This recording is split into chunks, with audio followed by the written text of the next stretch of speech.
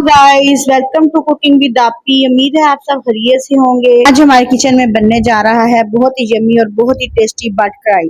अगर आपको मेरी रेसिपी अच्छी लगे तो मेरी वीडियो को लाइक और चैनल को सब्सक्राइब करिएगा। अगर आपको मेरी किसी और डिश की रेसिपी चाहिए तो मुझे कमेंट बॉक्स में जरूर बताएं।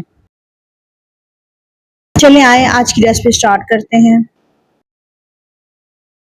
सबसे पहले अदरक, थोड़ी सी 8-10 मिर्चें, 3 अदद टमाटर, 2 गट्ठी जवे लहसुन के मैंने बना के रख चुकी थी, 6 अदद बड़े साइज के प्याज और कुछ गरम मसाले चाहिए मुझे। 5 अदद लौंग है, 3 अदद इलायची और 4 अदद स्टिक है दालचीनी की और 4 ही टेबल स्पून दही के। मेरे पास 1.5 किलो चिकन है, इसकी ये रेसिपी है।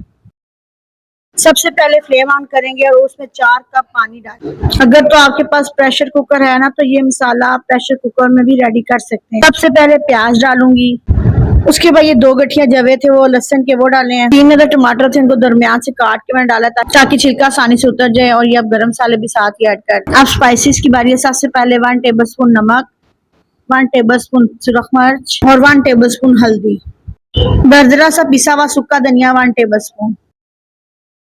मसाले को मिक्स करने के बाद इसको 10 से 15 मिनट के लिए दरमियानी आंच पे पकाएंगे। ये देखिए जी, 10 से 15 मिनट के बाद हमारा मसाला बिल्कुल गल चुका है और मैं इसके छिलके रिमूव कर दूंगी टमाटरों के। टमाटरों को मैंने 2 पीस करके इसलिए डाला था कि ताकि इसके टमाटरों के छिलके इजीली रिमूव हो जाएं। ये देखिए जी, मेरा मसाला बिल्कुल अच्छी तरह से गल चुका है। अगर तो आपके पास प्रेशर कुकर है ना तो आप प्रेशर कुकर की विसल चलने तक भी, विसल का भी टाइमिंग 5 मिनट रखें तो आपका मसाला अच्छी तरह से गल जाएगा। मसाले में ना भी थोड़ा पानी है तो मैंने अब मेरे पास जो 1.5 किलो चिकन था वो डाला है और इसको अच्छी तरह से मिक्स करूंगी।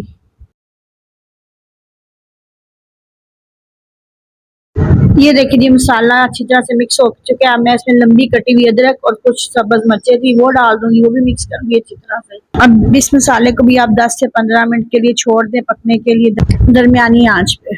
ये देखिए जी, चिकन ने भी पानी छोड़ दिया था और वो भी काफी हद तक अब ड्राई हो चुका है।